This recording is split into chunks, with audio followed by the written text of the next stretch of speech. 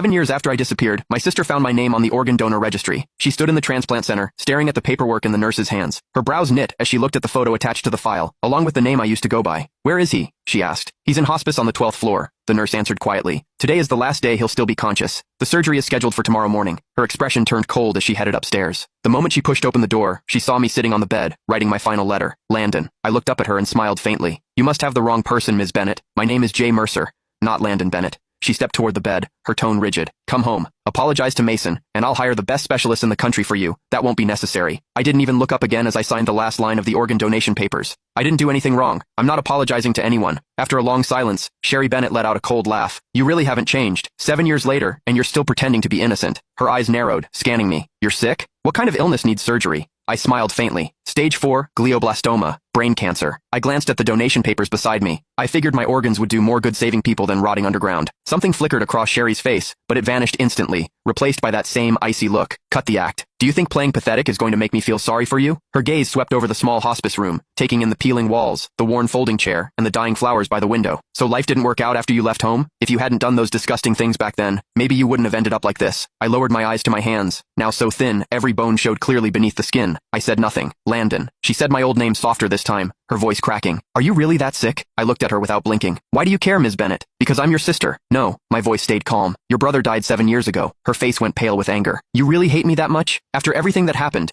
Are you seriously pretending you weren't the one who enough?" I cut her off. "You didn't come here to dig up the past. Say what you actually came to say." She opened her mouth, then hesitated, completely speechless. I gave a soft laugh. "Let me guess. Mason needs a new liver, doesn't he?" Sherry didn't answer. She didn't have to. The way her eyes avoided mine told me everything. I leaned back against the hospital bed, laughing under my breath. "So, that's it. After 7 years, he finally remembered he had an older brother. Today, you came here to ask for my liver?" "Not ask," she corrected sharply. "It's your duty. You agreed to donate before, and Mason needs you again now. He's your brother." I stared at her, amused by how ridiculous she sounded. "Sherry, when you kicked me out 7 years ago, why didn't you remember I was his brother then?" "That was your own fault," she snapped. "If you hadn't done those horrible things to Mason, if you hadn't framed him, I never would have kicked you out." Her voice shook with fury. "You're still lying. Still acting innocent. You think disappearing for 7 years erased what you did?" I slowly closed my eyes as numbness spread through my chest. Even now, she never doubted him. To her, I was always the villain. "Please leave. I need to rest." She grabbed my shoulder hard enough to hurt. "Listen carefully. Mason needs your liver." I opened my eyes, looking at her calmly. "Then he can wait for someone else. My organs are already promised to strangers." Her whole body shook with anger. "How can you be so heartless? Mason saved my life back then.